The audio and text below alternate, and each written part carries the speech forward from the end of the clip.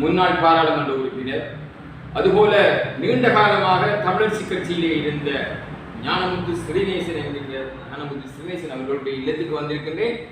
தற்போது பரவலாக பேசப்படுகின்றது இவருடைய பேர். அதனாலேயே நான் அவரை நேர்காண வேண்டும் என்று ஆவலாக இருந்தேன். அது மாத்திரமில்லை, நான் இவருடைய நேர்காணலை மேற்கொள்ள வேண்டும் என்று கடந்த பல மாதங்களாக முயற்சித்தும் இன்றுதான் அவர் எனக்குரிய நேரத்தை தந்திருந்தார்.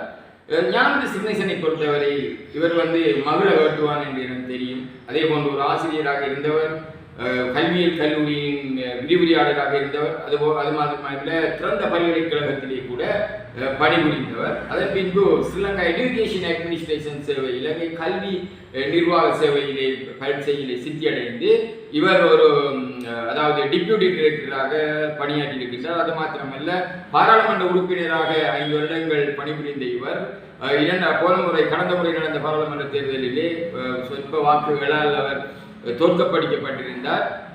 ஸ்ரீநேசன் தோற்கடிக்கப்பட்டாலும் ஸ்ரீநேசனுடைய நாமங்கள் வீசித்தான் இருந்தன. அது எனக்கு நன்றாக தெரியும். அது என்ன நாமம் என்பதை நான் சற்று இந்த நிர்வாணம் செல்லும் போது சொல்லுகின்றேன். அந்த வகையில் ஞானமுத்து ஸ்ரீநேசன் அவர்கள் தமிழரசு கட்சியில் இருந்தவர், மகளவட்டுவானை சேர்ந்தவர், ஆசிரியராக இருந்திருக்கிறார், பிரதிக்கல்வி பணிப்பாளராக இருந்திருக்கிறார். இவ்வாறெல்லாம் பணிபுரிந்த இவர் இன்றைக்கு நான் நேர்காணலில் சந்திக்கின்ற வேளையிலே நான் கட்டாயம் நினைவு கூர்ந்து செல்வது நல்லவற்றை நினைக்கிறேன். நீங்கள் தற்போது அதாவது ஒரு மரணச்சடங்குக்கு சென்று வந்திருக்கிறீர்கள். அதாவது காரதியை சேர்ந்த தவநாயகம் ஆசிரியர் அவர்களுடைய இறுதிக்கிரியை நாளை நடைபெற இருக்கின்றது. ஆனால் அவர் இன்று செய்து சென்று வந்திருக்கின்றார்.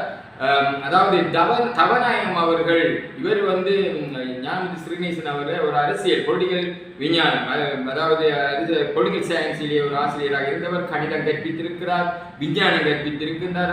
ஆகவே இவர் அந்த மரண வீட்டுக்கு சென்றதாக தவநாயகம் அவர்கள் ஒரு காரதியிலே ஒரு மிகவும் பிரபலியமான ஆசிரியர். விபுலானந்த மத்திய கல்லூரியை அதாவது அபிவிருத்தி செய்வதற்கு தொடர்ந்து பாடுபட்டவர். அது மாத்திரமில்லை, அவருடைய மூத்த மகனான கௌரி காந்த அன்புக்குரிய நண்பர். அவர் மட்டக்களப்பு போதனா வைத்தியசாலையிலே ஜின்னோப்ஸ், அதாவது மகப்பேற்று மகப்பேற்று மருத்துவத்தை இதில் பெண்ணோயியல் மகப்பேற்று மருத்துவ பிரிவில் எஸ்எச்ஓவாக இருந்தவர். அவருடைய பேர் நாமங்கள் அந்த நேரம் பேசினா. அடுத்தது 2வது மாணவி ஞானவிந்தன் அவர்கள். நீங்கள் அங்குதான் சென்று வந்திருக்கிறீர்கள். ஞானவிந்தன் அவர்கள் பொறியியலாளர், அவர் அதாவது மெக்கானிக்கல் இன்ஜினியர். அவர் எனது மாணவன். நான் விவேகானந்த மத்திய கல்லூரியிலே கற்பிக்கின்ற போது அவர் எனது மாணவன். அதுபோன்று ஒருவர் ப்ரொஃபஸராக இருக்கின்றார் கிழக்கு பல்கலைக்கழகத்திலே. ஆகவே அவருடைய பேர் மதிவேந்தன். ஆகவே அதே மாதிரி இன்னும் ஒரு மகன் இருக்கிறார், இன்னும் ஒரு மகள் ஆஸ்திரேலியாவில் இருக்கான்னு நினைக்கிறேன். அந்த வகையில் நீங்கள் அவருடைய மரண சடங்குக்கு சென்று வந்திருக்கிறீர்கள். அந்த வகையில் நான் அவரை நினைவுந்தவனாக, உங்களுடைய ஆசிரியர் என்றபடினா நினைவு கூர்ந்தவனாக இந்த நிலை மேற்கொள்ளுங்கள். நீங்கள் எத்தனையாம் ஆண்டு அதாவது தமிழரசு கட்சியில் சேர்ந்தீர்கள்? உண்மையில் எனது தாய் தந்தையர் எல்லோரும் தமிழரசு கட்சி சார்ந்தவர்களாக இருந்தார்கள். எனவே தொடர்ந்து பாராளுமன்ற தேர்தல்கள் வருகின்ற போது நாங்கள் தமிழரசு கட்சி, தமிழர் விடுதலை கூட்டணி, தமிழ் தேசிய கூட்டமைப்பு என்ற அடிப்படையில் நாங்கள் அந்த கட்சிக்குரிய தார்மீக ஆதரவை நாங்கள் வழங்கி வந்தோம். அவை நான் நினைக்கிறேன் 77ஆம் ஆண்டு எங்களுக்கு வாக்குரிமை கிடைக்கவில்லை. அந்த காலத்தில் காசி ஆனந்தன், ராஜதுரை போன்றவர்கள் மட்டக்களப்பு மாவட்டத்தில் தமிழரசு கட்சி சார்பாக, தமிழர் விடுதலை கூட்டணி சார்பாக போட்டியிட்டார்கள். அந்த காலத்திலிருந்து காசியானந்தனுக்கு ஒரு ஆதரவாளராக இருந்தேன். அவருடைய கவிதைகளால் கவரப்பட்டேன். நானும் கவிதைகள் எழுத கற்றுக்கொண்டேன் என்ற அடிப்படையில் பார்க்கின்ற போது நான் அந்த நாளிலிருந்து ஒரு தமிழ் தேசியம் சார்ந்த, குறிப்பாக தமிழரசு கட்சி, தமிழர் விடுதலை கூட்டணி, தமிழ் தேசிய கூட்டமைப்பு போன்ற கட்சியில் ஒரு பலமான ஆதரவாளராக 1977ஆம் ஆண்டு காலத்திலிருந்து இருந்திருக்கின்றேன். கட்சியில் சேர்ந்தது என்பது நான் ஒரு ஸ்டாஃப் ஆஃபீஸராக இருக்கின்றபடியால் நாங்கள் கட்சியில் ஸ்டாஃப் ஆஃபீஸர்ஸ் சில செயல்பாடுகளில் ஈடுபட முடியாது. எனவே நான் ஒரு டெப்யூட்டி டைரக்டராக இருக்கிற காலத்தில் இந்த பதவியை நான் இடையில் ஓய்வு பெற்ற பின்னர் நான் இந்த கட்சியில் இணைந்து தேர்தலில் 2015ஆம் ஆண்டு நான் போட்டியிட்டிருந்தேன். அதாவது பார்க்கிற போது 1977ஆம் ஆண்டு, அதாவது எனக்கு ஞாபகம் வருகிறது. காரணம் என்னன்னு சொன்னால் 1983ஆம் ஆண்டு 84ஆம் ஆண்டு நினைக்கிறேன். அந்த காலத்திலேயே தான் பாண்டியத்தில் இருந்தவர் ஆறுமுகம் தந்தையார் வேல்முரு மாஸ்டர் என்பவரை உங்களுக்கு நன்கு தெரியும். அவருடைய வீட்டுக்கு தான் எல்லாரும் செல்வார்கள். அதாவது அமிர்தலிங்கம், மங்கையரசி அமிர்தலிங்கம், தங்கத்துறை, அதே போன்று சிவசிதம்பரம், யாழ்ப்பாணம் யோகேஸ்வரன், கோவை ஆனந்தன், வன்னி ஆனந்தன், காசி ஆனந்தன், ராஜதுரை, இதேவிட வந்து கல்முனையில் வந்து பன்னீர்செல்வம், இப்படியானெல்லாம் பல முக்கியஸ்தர்கள் எனக்கு இருந்தார்கள் என்ற எனக்கு தெரியும். அவை உங்களை நான் முதல் தடவையாக சந்தித்தது உங்களுக்கு எங்கிருந்து ஞாபகம் இருக்குமோ தெரியாது. அதாவது அம்பலாந்துறை கலைமகள் வித்தியாலயத்திலே நான் அங்கு சென்று ஊடகவியலாளர்களாக சென்று நான் ஒரு வகுப்புக்குள் ஏதோ ஒன்று கற்பித்துக் கொண்டிருக்கிற போது தான் நீங்கள் அந்த வகுப்புக்குள் வந்தீர்கள். அந்த போது தான் நீங்களும் கணித ஆசிரியராக விஞ்ஞான ஆசிரியராக செயற்பட்டிருக்கிறீர்கள். உங்களுக்கு அது தெரியும். நீங்கள் ஏதோ ஒன்றை நான் கற்பித்து சம்பந்தப்பட்ட ஒரு மின்னியல் சார்ந்த அதுல தடைகள், அது சமான தடைகள், அதுதான். அதாவது தொடர் இணைப்பு சமாந்தர இணைப்பு சம்பந்தமாக நான் அங்கு மாணவர்களுக்கு கலைத்துக் கொண்டு நான் அதனை அவதானித்தேன். அப்போது நீங்களும் ஒரு கணித விஞ்ஞானத்துறை சார்ந்தவராக இருக்கின்றீர்கள். எனக்கும் அந்த பிசிக்ஸ் கற்பித்த ஆசிரியர்களுடன் நினைவுகள் வந்தது. அதனை நாங்கள் சம்பாசித்துக் அதன் பின்பு நான் உங்களை சந்தித்த இடம், அதாவது தமிழ் தேசியம் என்று பலர் கதைக்கிறார்கள். தமிழ் தேசியம் என்று கதைக்கிறார்கள். எல்லாம் வந்து உள்ளத்தில் இருந்து வரவில்லை, உதட்டல் வருகின்றது. ஆகவே அந்த தமிழ் தேசியம் என்றது நீங்கள் அது ஊழியவர் என்பது எனக்கு நன்றாக தெரியும். காரணம் என்னவென்றால் எனது 23 வருட ஊடகத்துறை அனுபவத்திலே நான் உங்களை தமிழ் தேசியம் சார்ந்த பல இடங்களில் சந்தித்திருக்கிறேன். பொதுவாக பார்க்கின்ற போது மாவீரர் தின நிகழ்வுகள் படுவாங்கரையில் நடந்த போது, பொங்கு தமிழ் நிகழ்வுகள் நடந்த போது, அதாவது விடுதலை புலிகளுடைய அதாவது கௌசல்யன், அதே போன்று ரமேஷ் அவர்கள் கொல்லப்பட்ட போது அவருடைய ரமேஷ் இல்ல, அதாவது கௌசல்யன் சேனாதி அவர்களுடைய ஃபியூனரல் நடந்தது, இறுதி அடக்கம் நடந்தது. அதாவது பனியிலே கிளிநொச்சியிலே இருந்து தமிழ்ச்செல்வன் போன்றவர்கள் வந்திருந்தவர்கள் நினைக்கின்றேன். அப்ப அந்த நேரங்களில் அந்த நிகழ்வுகளில் எல்லாம் தளபதியை நிற்கின்ற இடத்தை பார்த்தால் அவளத்தை நீங்கள் நிற்பீர்கள். அப்ப எனக்கு அதிசயமா இருக்கு, இவர் இங்கு நிற்கிறார், வெறுக்கும் இதுக்கு வேணும் சேவாவே நீங்கள் என்ன கண்டால், அதாவது நீங்கள் பாதி தளபதியோட அவளத்தில் நின்று கொண்டிருப்பீர்கள். அதே நீங்கள் என்னை கண்டால் ஒரு புன்சிரிப்பு சிரித்து விட்டு நீங்கள் அவளத்தில் நின்றாவே எனக்கு அதிலிருந்து தெரியும் தமிழ் தேசியத்திலே மிகவும் உரியவர்கள். ஆனால் அவ்வாறு இருக்கின்ற போது இன்று தமிழரசு கட்சிக்குள் இவ்வளவு காலமும் ஒரு பிளவு இருந்தது, இன்னும் அந்த பிளவு இருக்கின்றது. தமிழ் தேசிய கூட்டமைப்புக்குள் பிளவு இருந்தது. காரணம் என்னவென்றால் தமிழ் தேசியத்தில் தமிழ் மக்கள் உறுதியாக இருக்கிறார்கள், அதில் மாற்றுக்கிறதுக்கு இடமில்லை. ஆனால் தமிழ் தேசியத்தை உடைத்ததும் தமிழரசு கட்சியை உடைத்ததும் உங்களுடைய அங்கத்தவர்கள் தான் என்பதை ஏற்றுக்கொள்ளுகிறீர்களா? என்ன உங்களுக்கு நான் ஒரு விடயத்தை சொல்ல வேண்டும். ஒவ்வொருவருக்கும் ஒவ்வொரு கருத்து வேறுபாடுகள் இருக்கலாம். கருத்து வேறுபாடுகள், அதே போன்று முரண்பாடான சிந்தனைகள் எல்லாம் இருக்கலாம்.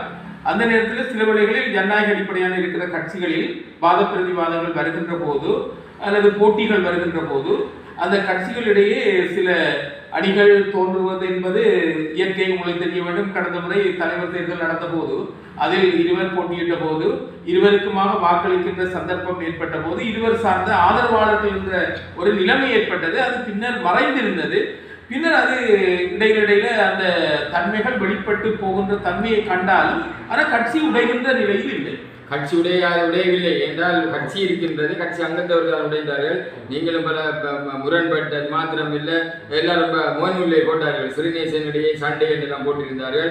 ஆனால் அன்றைக்கு கடைசாவது மத்திய குழு கூட்டம் பவுனியாவில் நடந்த போது கூட அங்கு சிறு வாக்குவாதங்கள், அதாவது நீங்கள் கூறிய வசனம் உண்டு, நீங்கள் ஏதோ ஒரு நேர்த்தி, அதாவது மொட்டைத்தலைக்கும் முழங்காலுக்கும் முடிச்சு போடுறதாண்டி நீங்க சொன்ன காரணம் வேறு, அதை ஒருவர் அதை வித்தியாசமாக எடுத்து உங்களோட முறைப்பட்ட விஷயமும் எனக்கு தெரியும், அதெல்லாம் விடுவோம்.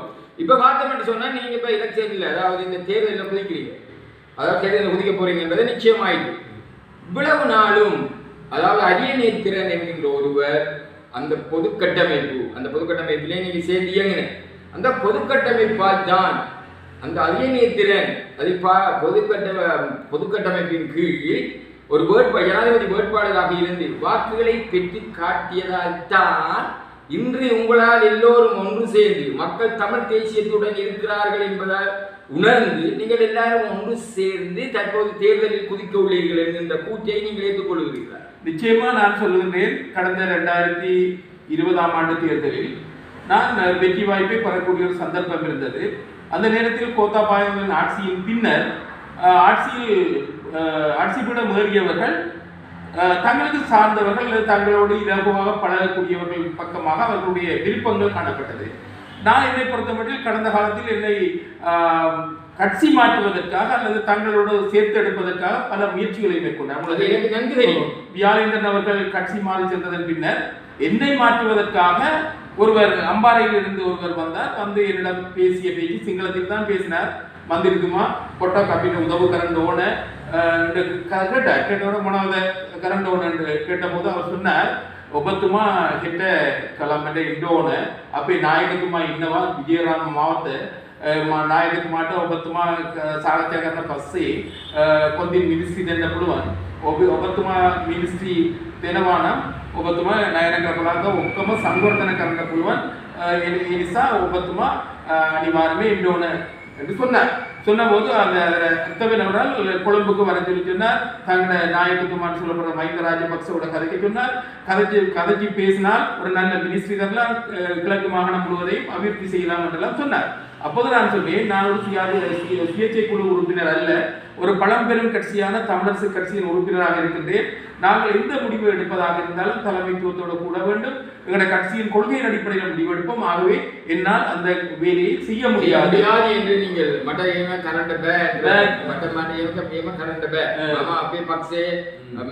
நாயக்கியோ அப்படி பக்ஷ கட்சி கதா கட்டமாய் திருநேர் கண்டோனே நீங்கள் சொன்னீர்கள் எனக்கு நன்றாக தெரியும்.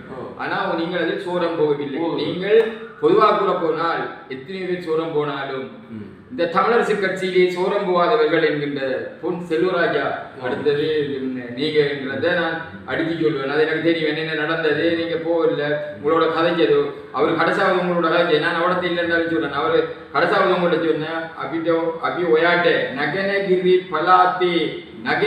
பலாத்தி සංවර්ධන අමාත්‍යතුමා විදිහට අපිට දෙන්න පුළුවන්. මේකට හොඳ තත්ත්වයක් හොඳ ඔයාලට එන්න පුළුවන්ද? ඉඩකඩ தான் நீங்க வந்து சொன்னீங்க. மට எන්න බෑ. நான் வர முடியாது. අපේ නායකතුමා ඉන්නවා සම්බන්ධන මාත්‍යා. මෙයාට කතා කරන පස්සේ මට එන්න ඕන. මට තනියම තීරණයක් ගන්න බෑ එන්න நீங்க சொல்லி சோரம் போவதா அரசியல். பார்த்தா இந்த அரியநேத்திரன் என்கின்ற ஒருவர் இந்த ஜனாதிபதி தேர்தலில் போட்டியிடாமல் இருந்திருந்தா நீங்க எல்லாரும் ஒன்று சேர்ந்து பிரிக்க மாட்டீங்க. தமிழ் மக்கள் இப்படி இருந்திருக்காங்க, ஸ்ட்ரென்தா இருக்கிறீங்க அங்க என்கிற விடயத்தை நீங்க அறிந்திருக்க மாட்டீங்க என்கிற விடயத்தை நீங்க ஏற்றுக்கொள்ளுங்க. உண்மையில் ஒரு விடயம் தெரிய வேண்டும். 2023ஆம் ஆண்டு உள்ளூராட்சி சபை தேர்தல் வருகின்ற போது தமிழரசு கட்சி களுவாஞ்சிக்குடி பாராளுமன்ற உறுப்பினரின் வாசஸ்தலத்தில் கூடி நாங்கள் ஒரு கலந்துரையாடல் செய்தோம்.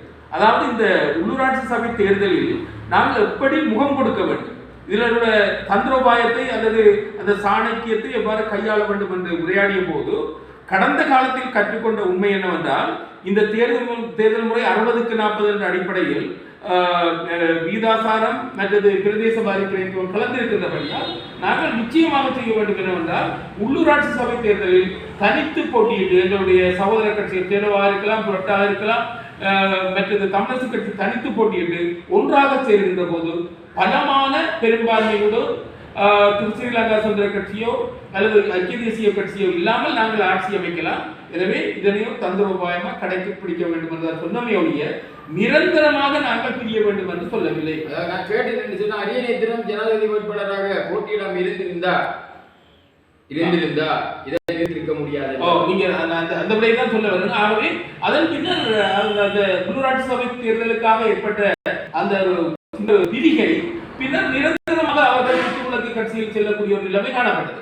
ஆனால் நாங்கள் பாராளுமன்ற தேர்தல் வருகின்ற போது, மாகாண சபை தேர்தல் வருகின்ற போது அழைப்பு இருக்கின்றோம். ஆனால் இந்த தமிழ் தேசிய கட்சிகள் இருந்தன. அதன் பின்னணியில் 83 சிவில் சமூக கட்டமைப்பு இருந்தது. புத்திஜீவிகள் இருந்தார்கள், மத தலைவர்கள் இருந்தார்கள், ஊடகவியலாளர்கள், பத்தி எழுத்தாளர்கள் நிறைய பேர் இருந்தார்கள். எனவே இந்த இடத்தில் அவர்கள் ஒற்றுமையை விரும்பினார்கள். எல்லோரும் ஒரு குடைக்குள் வர வேண்டும், ஒரு தமிழ் தேசிய பாதையில் பயணிக்க வேண்டும், தமிழ் மக்கள் அதனை விரும்புகிறார் என்று கேட்டதன் அடிப்படையில் நாங்கள் அந்த ஒற்றுமைக்காக நாங்கள் செல்ல வேண்டிய நிலைமை ஏற்பட்டது.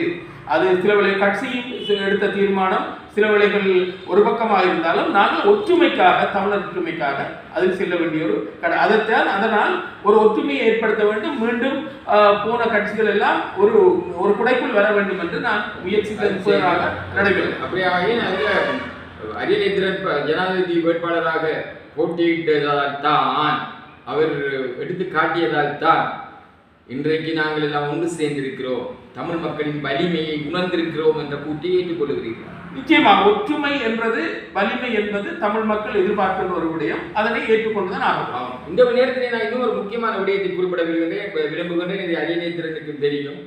அரியநேத்திரோட கதைக்கு நீண்ட நாட்கள். இந்த ஜனாதிபதி தேர்தலில் அவர் சென்ற போது கூட நான் இதுவரையில் அவருடன் தொடர்பு கொள்ளவும் இல்லை.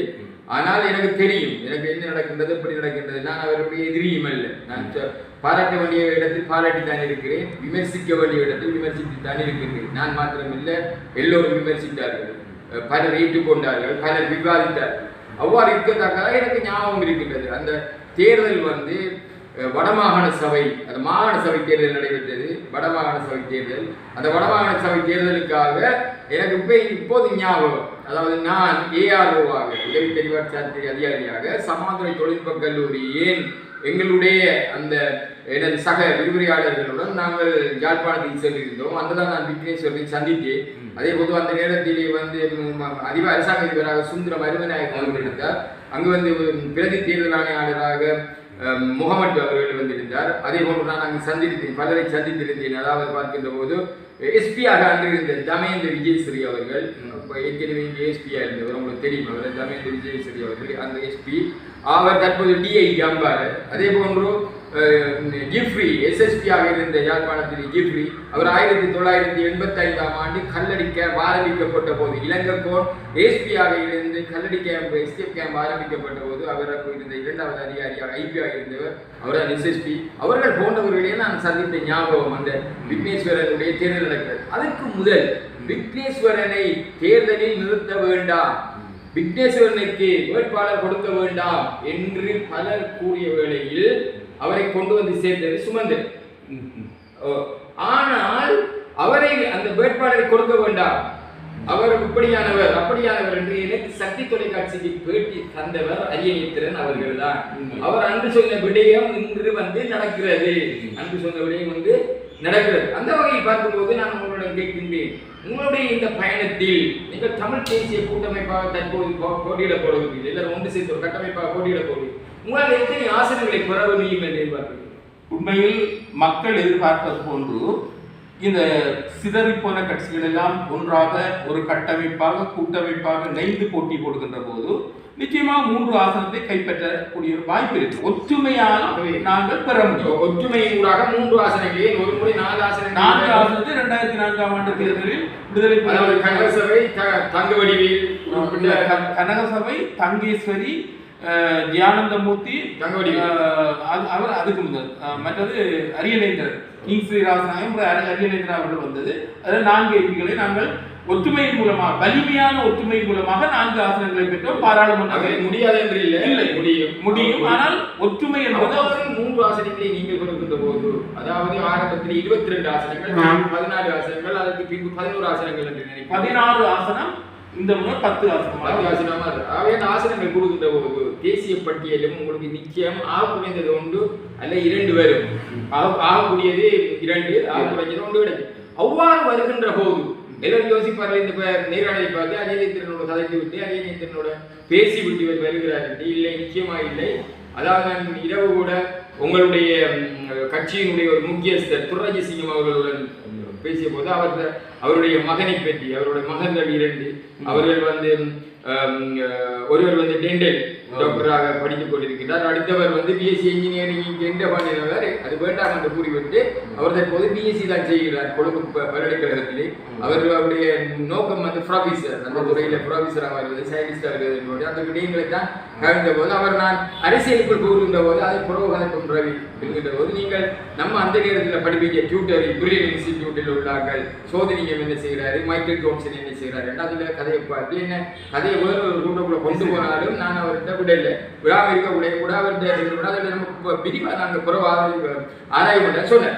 அவரை நான் இடத்துல ஞாபகம் பண்ணுறோம். அவரும் சாதாரணமான நபர் இல்லை. அவர் ஒரு அன்றிலிருந்து இந்த வரையில் தமிழரசு கட்சியில் ஒரு 100 நாள், எனக்கு நன்கு தெரியும். அப்படி பார்க்கக்குள்ள இப்படி ஒரு தேசிய பட்டியல் வரக்குள்ள அந்த தேசிய பட்டியலை அரியநேத்திரனுக்கு கொடுக்க வேண்டும் என்கின்ற ஒரு எண்ண கருத்தை நீங்க உங்களுக்குள்ள வராது. இப்போது அந்த விடயம் இப்போது எந்தெந்த கட்சி போட்டியிடுகின்ற விடயம் தமிழரசு கட்சி, டேலோ, பிளாட், இபிஆர், ஜனநாயக போராளிகள் அமைப்பு என்றெல்லாம் இருக்கின்றது. எனவே இந்த இந்த நேரத்தில் அவர் அந்த பொது கட்டமைப்பு போட்டியிட்டிருக்கிறபடியால் அவருடைய விளக்கம் கூட கோரியிருக்கின்றார்கள். தமிழரசு கட்சி விளக்கம் கோரியிருக்கிறார்கள், அனுமதி இல்லாமல் போனது என்று சொல்லி விளக்கம் கோரியிருக்கிறார்கள். விளக்கம் கோரி அதே நேரத்தில் இப்போ வந்து அதே கட்டமைப்பு கூடாது எல்லாரும் சேர போகிறது. நிச்சயமா அதே கட்டமைப்புன்னு சொல்லப்பட அந்த எங்களுடைய தமிழ் தேசிய கூட்டமைப்பில் இருந்தவர்களை மக்கள் விரும்புகின்றபடியால் மக்களிடம் தான் நாம் வாக்கு கேட்க போகின்றோம். மக்கள் விரும்புகின்றபடியால் நாங்கள் ஒன்றாக இணைவது என்ற மக்கள் அதை சொல்லி விமர்சிக்காங்க. தேர்தல் வரும்போது ஒன்றாக இணைகிறார்கள், தேர்தல் முடிந்து பாராளுமன்ற உறுப்பினர்களால் தெரிவு செய்யப்பட்ட போது பிரிகிறார்கள். அவை நாங்கள் ஏன் இவர்களுக்கு வாக்களிக்கணும் என்கிற மனநிலை வருகிறது. நிச்சயமா நான் சொல்லுகின்றேன், பலவிதமான ஒரு ஆயுதம் தாங்கி போராடிய இயக்கங்கள், ஜனநாயக வழியில் சென்றவர்கள், தீவிர சிந்தனை உள்ளவர்கள், மிதவாத சிந்தனை உள்ளவர்கள், இப்படியெல்லாம் இருக்கின்ற போது இயல்பாக கருத்து ரீதியாக ஜனநாயக கட்சிகளிடம் மோதல்கள், முரண்பாடுகள் ஏற்படுவது விளைவு. எது அப்படியா இருந்தாலும் மக்கள் என்ன விரும்புகின்றார்கள் சொன்னால், எக்காலம் நீங்கள் பிரிந்தாலும் சரி, என்ன செய்தாலும் சரி, ஒன்றாக இணைந்து போட்டியிட்டால் தான் எங்களுடைய பிரதிநிதித்துவத்தை நீங்கள் பாதுகாத்துக் கொள்ள முடியும். இல்லாதுவிட்டால் உங்களுடைய பிரதிநிதித்துவத்தை நாங்கள் 2000 ஆண்டு காலத்தில் 2 பிரதிநிதித்துவம் தான் எங்களுக்கு கிடைத்தது. அவ்வாறு நாங்கள் பிரதிநிதித்துவத்தை இழப்பதற்கு காரணம், எப்போதெல்லாம் நாங்கள் பலமாக இருந்தோமோ பல கூடுதலான இதுல வந்து இப்ப இந்த கட்சியை பார்க்க போனா அதுல வந்து தமிழரசு கட்சி இருக்குது, பிளட் இருக்குது, டெலோ இருக்குது, இபிஆர் இருக்குது, ஜனநாயக போராளிகள் இருக்குது. அப்படியே நாம் இருக்கக்குள்ள எல்லாரும் வந்து தமிழ் தேசியம் கிடைக்கக்குள்ள உங்களுக்கும் தெரியும், நல்லா தெரியும், நான் விமர்சிக்க வேண்டிய அவசியம் இல்லை. நீங்க கடந்த முறை தோக்க இல்லை என்று சொல்ற கதையை நீங்களே பல இடத்துல நீங்க விமர்சிக்கிறீங்க. அது தேர்தல் முடிவு, நாங்கள் அதை பற்றி கதைக்க வேண்டிய அவசியம் இல்லை. அவ்வாறு இருக்கக்குள்ள அதாவது டெலோ இருக்குது, பிளட் இருக்குது, இபிஆர் இருக்குது, ஜனநாயக போராளி இருக்குது, தமிழரசு கட்சி இருக்குது, எல்லாரும் உள்ளத்தால தமிழ் தேசியம் என்றார்களா? உண்மையில் இது உளவியல் ரீதியாக ஆராய்ச்சி செய்ய வேண்டும். அவர்கள் அவ்வப்போது எவ்வாறு நடந்து கொள்கின்றார்கள் என்பதை பார்க்கின்ற போதுதான் அந்த தமிழ் தேசியத்தில் எந்த அளவு பற்று உறுதி இருக்கின்றது என்பதை கூற முடியும். ஜனாதிபதி தேர்தல்களில் கூட பலவிதமான ஒரு திசையில் பயணிக்காமல் பல திசையில் பயணித்தவர்கள் இருக்கின்றார்கள். ஆகவே தமிழ் தேசியம் சார்ந்து சிந்திப்பதாக இருந்தால் நாம் தமிழ் தேசிய அதாவது ஜனாதிபதி தேர்தலே அது பல திசைகள் அவர்கள் வந்து ஒவ்வொருவருக்கும் ஒவ்வொரு இதில் செய்திருப்பாங்க. அதில் அவங்க சேர்ந்ததில் பிள்ளைகள் சொல்ல முடியாது. அவ்வாறு இருக்க கூட நான் உங்களுக்கு ஒரு முக்கியமான கேள்வி இருக்கணும். இன்று நீங்கள் பார்த்தீங்கன்னா அதாவது சிஸ்டம் சேஞ்ச், மாற்றம் ஒன்றை மாறாதது என்று அலை வீசியதன் காரணமாக இன்று அனுரகுமார் திசாநாயக்கா அவர்கள் ஜனாதிபதியாக தெரிவு செய்யப்பட்டிருக்கின்றார். அவே அந்த ஜனாதிபதியாக அனுரகுமார திசாநாயக்கா தெரிவு செய்யப்பட்டிருக்கிற நேரத்தில் நீங்க ஒரு பாராளுமன்ற உறுப்பினராக தெரிவு செய்யப்படுறீங்க, கட்டாயம் தெரிவு செய்யப்படுறீங்க. நீங்க அனுப்பி அதாவது ஒரு ஆசனம் வந்தாலும் ஞானமுத்தி ஸ்ரீநேசனாகிய நீங்கள் பாராளுமன்ற உறுப்பினர் என்கின்ற செய்தியை நான் உங்களிடம் கூறி நான் அதை என்னால் இன்னைக்கு விமர்சிக்க வேண்டிய அவசியம் அல்ல. காரணம் என்றால் எனக்கு கருத்து கணிப்புவது. அவ்வாறு பார்க்கின்ற போது ஒரு ஆசனம் வந்தாலும் நீங்கள் தான் பாராளுமன்ற உறுப்பினர் என்கின்ற செய்தியை நான் உங்களிடம் சொல்வது, அனுரகுமார் திசாநாயக்கா அவர்கள் ஜனாதிபதியாக இருக்கின்றார், அவர் அதிகப்படியான வாக்குகளால் வென்றிருக்கின்றார். அதாவது சிஸ்டம் சேஞ்ச், மாற்றம் ஒன்று மாறாது என்று இன்றைக்கு இளைஞர்கள் எல்லாரும் அதாவது அனுரகுமார் ஏகேடி என அப்படி போடுவது மாத்திரம் இல்லை, அவர்கள் வந்து அவருடைய உள்ளத்தால சொல்றாங்க. அது மாதிரி பல விடயங்களை சொல்றாங்க. அந்த வகையில் பார்க்கக்குள்ள நீங்க அனுரகுமார திசாநாயக்கா அவர்களை ஜனாதிபதி அவர்களை எந்த கண்ணோட்டத்தில் பார்க்குறீங்க? உண்மையில் எனக்கு அனுரகுமார திசாநாயக்கா அவர்கள் பிடித்த ஒரு பண்பு இருக்கின்றது. என்னிடமும் அந்த பண்பு ஊழல், மோசடி, லஞ்சம், திருட்டு, கொள்ளை, வீண்பிரயம் இவற்றை தவிர்க்க வேண்டும் என்று சொல்லுகின்றார். அந்த எண்ணம் எனக்கும் இருக்கின்றது. ஏன்னா இந்த நாடு முழுவதும் அதல பாதாளத்தில் விழுவதற்கு காரணம் ஊழல், மோசடி, லஞ்சம், மற்றது திருட்டு, வீண்பிரயம். இப்போது வாகனங்கள் கூட அளவுக்கு மிச்சமாக பாவித்திருக்கிறார்கள். அவை சில நாடுகளில் 8000 சுற்றம் வாகனங்கள் பாவிக்கிற அரச வாகனங்கள் 82,000 வாகனங்கள் பாவித்திருக்கிறார்கள். அப்படி பார்க்கின்ற போது அனுரகுமார திசாநாயக்கா ஒரு எளிமையாகவும் ஆடம்பரம் இல்லாமலும் ஒரு ஊழல் மோசடி இல்லாமலும் அவர் செய்கின்றார் என்றால் அப்படியான கொள்கை எல்லோருக்கும் பிடிக்கும். அதனால அந்த கொள்கையை நான் ஏற்றுக்கொள்கின்றேன். அவர் இனப்பிரச்சனை சம்பந்தமாக நியாயமாக அணுகி அந்த பிரச்சனை தீர்ப்பாளராக இருந்தால் உண்மையில் அவருடைய தலைமைத்துவத்தை இதுவரை 76 வருடங்களில் இருந்த தலைமைத்துவத்தை விட உயர்ந்த உன்னதமான உத்தமமான தலைமைத்துவம் என்று நான் போற்றுகிறேன்.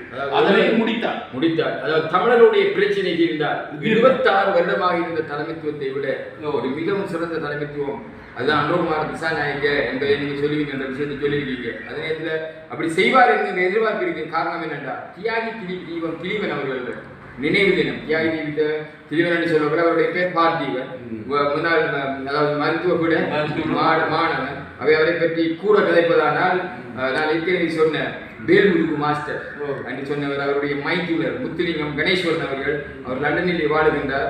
அவரிடம் கேட்டால் அவரை பற்றிய மிகுதி விடயங்கள், அதாவது தியாகி தீபம் திலீபன் அவர்களை வைத்து அவருடைய படத்தை வைத்து அவருக்கு அஞ்சலி செலுத்துவதை விட முத்துலிங்கம் கணேஸ்வரன் அதாவது வேல்முருகு மாஸ்டருடைய மைத்துனர் அவர் லண்டனில் வாழுகின்றார். அவரிடம் கேட்டால் அவர் கூடிய அளவு தியாகி திலீபன் அவர்களை பற்றி கூறுவார், அவருடைய கெட்டித்தனத்தை பற்றி கூறுவார், அவருடைய கல்வி புலமையை பற்றி கூறுவார். அதெல்லாம் அவ்வாறு இருக்க இந்த தியாகிவம் திலீபன் அவர்களுடைய இந்த நினைவு தினம் இந்த முறை எவ்வித பிரச்சனையும் இல்லாமல் யாழ்ப்பாணத்தில் நடைபெற்றதுதானே. அதாவது என்ன காரணம் என்றால் ஜனாதிபதியினுடைய பவரை உளவு காலமும் படைகள் கையில் எடுத்தன. ஆனால் இந்த முறை அந்த விடயம் இல்லை. அதாவது நிம்மதியாக எந்தவித பிரச்சனையும் இல்லாமல் அவருடைய நினைவு தினம் கொண்டாடப்பட்டிருக்கு. அதை நீங்க எவ்வாறு பார்க்கிறீங்க? உண்மையில் அவர்களும் ஒரு ஆயுதம் தூக்கி போராடியவர்கள். தங்களுடைய உறுப்பினர்கள் வீரர்கள் மரணமடைந்து அவர்கள் அந்த நினைவை அனுஷ்டிக்கின்ற போது பல சிக்கல்களையும் ஒரு காலத்தில் அனுபவித்தவர்கள். பின்னர் அவர்களுக்கு ஒரு அங்கீகாரம் கிடைத்தது. ஜனநாயக வழியில் வந்து பாராளுமன்ற உறுப்பினர்களாக வந்தபோது அந்த மறைந்தவர்களை மரணித்தவர்களை நினைவு கூறுவதற்கு சிங்கள அரசாங்கம் அனுமதி கொடுத்திருந்தது. ஆனால் தமிழர் சார்ந்த நினைவு கூறல் செய்கின்ற போது அதனை அவர்கள் தடுத்து நிறுத்துகின்ற ஒரு பாங்கு காணப்பட்டது. அவர்கள் யோசிக்கின்றார்கள், எங்களுக்கு அந்த உரிமை இருந்தால் அவர்களுக்கும் அந்த உரிமை இருக்க வேண்டும். சிங்கள இளைஞர்கள் அல்லது மறவர்கள் வீரர்கள் கொல்லப்பட்டதை நினைவு கூறுவதற்கு எங்களுக்கு உரிமை இருந்தால் தமிழர்களுக்கு உரிமை இருக்க வேண்டும். இதுதான் சமத்துவம் என்று சொல்றது, ஈக்குவாலிட்டி என்று சொல்வார்கள். எனவே அவர்களுக்கு சிந்தனை இருக்கின்றது. சமத்துவம் மறுக்கப்பட்டதன் காரணமாகத்தான் இலங்கையில் இனப்பிரச்சனை வந்தது, இனமோதல் வந்தது. நான் நினைக்கிறேன் அவர்கள் யுத்தத்திற்கான காரணம் என்ன, இனப்பிரச்சனைக்கான காரணம் என்பதை அறிந்திருக்கிறார்கள். மொழி சமத்துவம் இல்லை. சில வழியில் அவர் மொழி சமத்துவத்தை கொடுக்க முன்வரலாம். அபிவிருத்தியில் சமத்துவம் இல்லை, அந்த அபிவிருத்தி சமத்துவத்தை கொடுக்க முன்வரலாம். அடுத்தபடியாக தொழில் வாய்ப்பில் சமத்துவம் இல்லை, அதனை கொடுக்க முன்வரலாம். அதையும் விட இந்த திட்டமிட்ட சிங்கள ஆக்கிரமிப்புகள், காணிகளை ஆக்கிரமிக்கின்ற பாங்குகள், விகாரைகளை கட்டுகின்ற போக்குகள், தொல்லியல் இடங்களை ஆக்கிரமிக்கிற போக்குகள் இருக்கின்றபடியால் இந்த விடயங்களெல்லாம் தேவையற்ற விடயங்கள். ஆகவே பற்றியெல்லாம் நீக்கிவிட்டு நம்பிக்கை, தமிழ் மக்களின் நம்பிக்கையை பெற வேண்டும் அவர்கள் நினைப்பதற்கு வாய்ப்பு இருக்கிறார். அது மட்டுமல்ல, இந்த பயங்கரவாத தடை சட்டம் என்று யுத்தம் முடிந்த பின்னரும் 15 ஆண்டுகளாக அதனை வைத்திருக்கிறார்கள். அதனை அவர்கள் நீக்குவார்கள் என்று நினைக்கின்றேன். அடுத்தது யுத்த கைதிகள், அரசியல் கைதிகள் சொல்லப்படுகிற அவர்கள் விடுகின்ற போதும் மயிலத்தமடு மாதவனை மற்றும் கல்மனை வடக்கு பிரதேச செயலகம் போன்ற சாதாரண பிரச்சனைகள் தீர்க்கின்ற போதும் நம்பிக்கையை கட்டியெழுப்பக்கூடிய வாய்ப்பு இருக்கிறது. என்னை பொறுத்த மட்டில் அவர்களுக்கு இந்த இனவாதம் இல்லாத, மதவாதம் இல்லாத இடதுசாரிகளை சொல்வார்கள். இடதுசாரி போகக்கூடிய இந்த சிவப்பு சட்டைக்காரர்கள் சொல்வார்கள். அவர்கள் பொதுவாக இனம், மதம், மொழி, பிரதேசம் என்று பார்ப்பதில்லை. அவர்கள் தங்களுடைய லெப்டிசம் என்ற அந்த ஒரு சோசியலிச தன்மையான கொள்கையை பின்பற்றுகின்ற போது மக்கள் கவலைப்படுவதற்கு வாய்ப்பு இருக்கிறது. ஆனால் அது முழுமை பெறுவதாக இருந்தால் தேசிய இனப்பிரச்சனையை நியாயமான அடிப்படையில் தீர்த்து சிங்களவர் தமிழர் ஐயப்படாமல் கைகோர்த்து புலம்பெயர்ந்திருக்கின்ற அந்த புத்திசாலிகள், மூளைசாலிகளை வரவேற்று இந்த வடக்கை மாற்றி வடக்கு கிழக்கு மட்டுமல்ல தெற்கையும் கட்டியெழுப்பக்கூடிய வாய்ப்பு இருக்கின்றது. ஏன் அறகலை போராட்டத்தின் போது அங்கிருக்கிற இளைஞர்களே சொல்லியிருந்தார், சில வேளைகளில் பிரபாகரனிடம் அந்த பகுதியை கொடுத்திருந்தால் அவர் அந்த பகுதியை அபிவிருத்தி செய்து எங்களுக்கும் உதவி செய்திருப்பார் என்று ஒரு சிங்கள ஒரு இளைஞர் அல்லது யுவதி கூறியிருந்தார். ஆகவே அப்படி எல்லா ஒரு டயஸ்போரான்னு சொல்லுகின்ற போது அதில் புத்திஜீவிகள் இருக்கின்றார்கள், தொழில் வல்லுநர்கள் இருக்கின்றார்கள், பொருளாதார தனவந்தர்கள் இருக்கின்றார்கள். இவர்களை அப்படியே கொண்டு வருகின்ற போது இந்த நாடு செழிப்பதற்குரிய வாய்ப்பு செழிப்பதற்குரிய வாய்ப்பு என்னென்றால் கொடுக்கப்படுகின்ற பதவிகள் எல்லாம் உயர் பதவிகள் எல்லாம் மிகவும் புலமையுடைய உயர்ந்த பதவிகள் பட்டங்களை உடைய அவர்களுக்கு கொடுக்கப்படுகின்றது. அந்த வகையில் அவர்கள் செயற்படுத்துவார்கள் என்கிற நம்பிக்கை எனக்கு இருக்கின்றது. இன்னொரு முக்கியமான கேள்வி, கம்பர்லி என்கிற ஒரு திட்டம் நடைமுறைப்படுத்தப்பட்டது. அதை ஞாபகப்படுத்துவேன். மற்றவர்கள் கதைக்கின்ற போது அந்த கம்பர்லிய திட்டத்தை நீங்கள் செய்தாலும் நீங்களும் அந்த மோசடியில் ஈடுபட்டீர்கள் என்கின்ற கூறப்படுகின்றது. ஒரு நாளும் ஒரு சதம் கூட ஊழல், மோசடி, லஞ்சத்துக்கு எதிரான நான் எப்பவும் சொல்லுவார்கள், தன்னை சுத்தமாக வைத்திருந்தால் தான் மற்றவர்களின் சுத்தத்தை பற்றி கதைக்க முடியும். போட்டி, பொறாமை, பூசல் உள்ளவர்கள் தாங்கள் திருடிவிட்டு அவர்களை நாங்கள் சுட்டி காட்டுகின்ற போது மற்றவர்களை திருடர்கள் என்று சொல்வது உளவியல். ஆகவே என்னை பொறுத்த மட்டில் எந்த ஒரு அரசாங்க அதிபரிடம் கேட்கலாம், எந்த ஒரு உதவி அரசாங்க அதிபர் அல்லது அந்த பிரதேச செயலாளரிடம் கேட்கலாம். நான் கை நீட்டி இவரிடமும் லஞ்சம் வாங்கியதும் இல்லை, வாங்க போவது. இன்றும் கூட பல பேர் கோடீஸ்வரர்களாக இருக்கின்றார்கள், பில்லியனர்களாக இருக்கிறார்கள். ஆனால் நான் ஆரம்பத்திலே எங்களுடைய குடும்பம் ஓரளவுக்கு வறுமை கோட்டுக்குள் இல்லாமல் ஓரளவு தாய் தந்தையர் என்ற அடிப்படையில் தாய் தந்தையருக்கு 50 ஏக்கர் காணி இருந்தது. அவ்வாறு பார்க்கின்ற போது எனக்கு திருட வேண்டிய அவசியம் இல்லை. அடுத்தது திருடி நான் ஒரு பெரிய செல்வந்தனாக வர வேண்டிய எண்ணமும் இல்லை. ஆனால் உங்களுக்கு தெரியும், இப்போது ரோட்டுகள் போடப்படுகிறது சொல்லப்படுகிறது. 10 வீதம் 12 வீதம் கமிஷன் வாங்கப்படுகிறது. 100 கோடி ரூபாய் என்றால் 10 கோடி ரூபாய் கமிஷன் வாங்கப்படுகிறது. நான் என்னை பொறுத்த மட்டில் இவரிடமும் அப்படியான இல்லை. அவை நான் ஊழல் மோசடிகளில் ஈடுபடவில்லை என்பது அடித்து கூறுகிறீர்கள். நீங்களும் நானும் மறந்திருப்பேன். நீங்க இப்ப ஞாபகம் கொடுத்தீங்க, அதாவது கல்வி தமிழ் பிரிவு பிரதேச செயலாளர் பிரிவு விடயம் என்று நீங்க கட்டாயம் வெல்லுவீங்க. நீங்க ஒரு பாராளுமன்ற உறுப்பினராக வருவீங்க. நீங்க போய் ஓதெடுத்ததுக்கு பிறகு முதலாவது ஜனாதிபதியை சந்தித்து நீங்க செய்து முடிக்க வேண்டியது கல்வி தமிழ் பிரிவு பிரதேச செயலக விடயம் தான் என்பதை உங்களிடம் கூறி இறுதியாக ஒரு கேள்வி, அதாவது உங்கள் தமிழரசு கட்சிக்குள்ளேயே ஒற்றுமை இல்லாத நிலை, அதாவது இவ்வளவு காலமும் அவை பிரிந்திருந்தது. அதாவது தமிழரசு கட்சி என்று இருந்தது, வீடு இருந்தது, குத்து விளக்காக மாறி பின்பு சங்காக மாறி இருக்கின்றது. ஆனால் தற்போது தேர்தலுக்காக நீங்கள் எல்லோரும் தற்போது ஒன்று கூடி இருக்கிறீர்கள். அதில் பாதி விமர்சனங்கள் இருக்கின்றன, பலரும் அவதானித்துக் கொண்டிருக்கிறீர்கள். தற்போது இருக்க ஜனநாயக போராளி அமைப்பு, இபிஆர், புல்லட், டெலோ, அதே போன்று உங்களோட பொதுக்கட்டமைப்பு எல்லாரும் சேர்ந்திருக்கின்ற நேரத்தில் தமிழரசு கட்சிக்குள்ளேயே ஒற்றுமை இல்லாத நிலையில் இந்த பெரிய ஒரு கட்டமைப்பை உங்களால் சமாளிக்க முடியுமா? காலத்திற்கு காலம் சில முரண்பாடுகள் அல்லது இடைவெளிகள் ஏற்படுவது என்பது சகஜம். ஆனால் மக்கள், தமிழ் மக்கள் விரும்புகின்ற ஒரே விடயம், நீங்கள் ஒற்றுமையாக இருக்க வேண்டும், ஒரே குரலில் பேச வேண்டும், ஒரே குரலில் சமாதானத்தை நீங்கள் வலியுறுத்த வேண்டும், தீர்வை காண வேண்டும் என்று மக்கள் விரும்புகின்ற போது மக்களின் குரலுக்கு நாங்கள் செவிசாய். இன்றும் கூட ஒரு 7 மணிக்கு ஒரு கூட்டம் கொண்டு இருக்கின்றது. அதில் இந்து குருமார்கள் சந்திக்கின்றார்கள். அவர்களும் வலியுறுத்த இருக்கின்றார்கள், ஒற்றுமையாக நீங்கள் இருக்க வேண்டும். எனவே எந்த காலமாக இருக்கட்டும், அது பாராளுமன்றத்தில் இருக்கிற காலமாக இருக்கட்டும், தேர்தல் காலமாக இருக்கட்டும், ஒற்றுமைப்பட வேண்டும் என்பது பொதுவாக எங்களுடைய மத தலைவர்களுடைய கருத்தாக இருக்கின்றது, மக்கள் கருத்தாக இருக்கின்றது, ஊடகவியலாளர்கள் கருத்தாக இருக்கின்றது, உண்மையான தமிழனின் கருத்து அதுவாக தான் இருக்கிறது. எனவே அதனை கேட்டு நாங்கள் ஒற்றுமைப்பட வேண்டும். சில வேளைகளில் இந்த ஒற்றுமைக்கு இடையூறாக யாரும் இருந்தால் மக்கள் அந்த தீர்ப்பை வழங்கட்டும். என்னை பொறுத்தவரை நான் ஒற்றுமைக்கு பங்கமாக இருந்தால் எனக்கு மக்கள் அந்த தீர்ப்பை வழங்கட்டும். என்னை பொறுத்தமட்டில் தனியொருவர் வெல்வதை நான் விரும்பவில்லை. 3 பாராளுமன்ற உறுப்பினர்களாவது இந்த தேர்தலின் மூலமாக செல்ல வேண்டும் என்று நினைக்கின்றேன். கூட்டாக ஒற்றுமையாக செயற்படுகிறேன். நான் நினைக்கிறேன் இந்த முறை தேர்தல் மோசடிகள் இடம்பெறுவதற்கும் வாய்ப்பில்லை, இந்த மதுசாரங்கள் கொடுப்பதற்கு வாய்ப்பில்லை, திருட்டுத்தனமாக வேலைகள் செய்வதற்குரிய வாய்ப்பில்லை. கடந்த காலத்தில் நான் ஒன்று சொல்லியாக வேண்டும். கடந்த காலத்தில் அரசாங்க அதிபராக இருந்தவர் மோசடிக்கு அவர் வழிகாட்டினார்.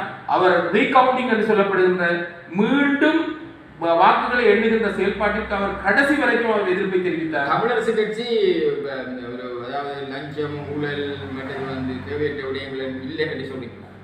நான் என்னை பொறுத்தவரை நான் என்னை சொல்ல முடியும், மற்றவர்களும் அப்படியானவர்கள் இருக்கின்றார்கள், சில விமர்சனங்களும் இருக்கின்றன, நான் இல்லை என்று சொல்லவில்லை. அந்த விமர்சனத்துக்குரியவர்கள் அதற்குரிய பதிலை சொல்ல வேண்டும். ஏனென்றால் ரணில் விக்ரமசிங்கே அவர்கள் கடைசியில் தனது வெற்றியை பெற்றுக் கொள்வதற்காக தனது இயல்பையும் மாற்றிக்கொண்டார் என்றுதான் சொல்ல வேண்டும். ஏனென்றால் தனிப்பட்ட முறையில் ரணிலை பொறுத்த மட்டும் நான் ஒரு திருடன் என்று சொல்ல மாட்டேன். ஆனால் அவரோடு இருக்கின்றவர்கள் திருடர்கள் இருக்கின்றார்கள். ரணில் இன்றைக்கு தோற்கப்படுத்தப்படுவதற்கு முக்கியமான காரணம் அவரோடு சேர்ந்த அணியினர். அவர் ஒன்று சொல்லியிருந்தார், பொதுஜன பெரமுனையிலிருந்து எம்பிக்கள் என்னோடு வந்தார்கள், அந்த மக்கள் வரவில்லை என்று சொன்னார். அவ்வளவு எம்பிக்களும் 100 எம்பிக்கள் போனால் 100 எம்பிக்களுடைய வாக்கு வரவில்லை. அறகலைய போராட்டத்தை தீர்மானித்து விட்டார்கள், சிஸ்டம் சேஞ்ச், முறைமை மாற்றம் ஏற்பட வேண்டும் என்று. அதனை இவர்கள் காலத்தை இழுத்து அடித்து போகின்ற போது மக்கள் மறந்து விடுவார்கள் என்று நினைத்தார்கள். ஆனால் மக்கள் நீங்கள் எதை செய்தாலும் நாங்கள் மாற்றத்தை ஏற்படுத்துவோம் என்று நினைத்தார்கள். அதனை தேர்தல் மூலமாக நிகழ்த்தி காட்டியிருக்கின்றார். அதாவது ஒன்று சொல்லுகிறேன், மக்களையே மாற்ற முடியாது. மனதில் ஒன்றை தீர்மானித்தால் காலத்தை இழுத்தடித்து நீங்கள் கொண்டு சென்றாலும் அதற்குரிய தீர்ப்பை வழங்குவார்கள் என்பதற்கு இந்த இம்முறை நடைபெற்ற தேர்தல் முடிவு மிகவும் ஒரு உதாரணமாக அமைந்திருக்கிறது. அதுதான் அழகா வச்சு கூறினீர்கள். காலத்தை இழுத்தடித்தால் மக்களினுடைய அவர்களுடைய தீர்ப்பை மாற்ற முடியாது என்கின்ற நல்ல வசனத்தை நீங்கள் கூறியிருக்கின்றீர்கள். அந்த வகையில் மீண்டும் நீங்கள் பாராளுமன்ற உறுப்பினராக தெரிவு செய்யப்பட்டு நீங்கள் பாராளுமன்றம் செல்ல இருக்கின்ற போது அதை சென்று வந்ததன் பின்பு உங்களை மீண்டும் இதே இடத்தில் நேர்காணலில் சந்திக்கும் வரை உங்களுக்கு நன்றி, வணக்கம். மக்கள் தீர்ப்பு மதேச தீர்ப்பு. மக்கள் தீர்ப்பளிக்க வேண்டும். மக்கள் சரியாக தீர்ப்பளிப்பார்கள் நினைக்கிறேன். சென்ற முறை சரியாக தீர்ப்பளிக்க வேண்டும். மோசடிகள் இல்லாது விட்டிருந்தால் எனக்கு அந்த சந்தர்ப்பம் கிடைத்திருக்கும் என்பதை நான் மீண்டும் வலியுறுத்த விரும்புகின்றேன். நன்றி.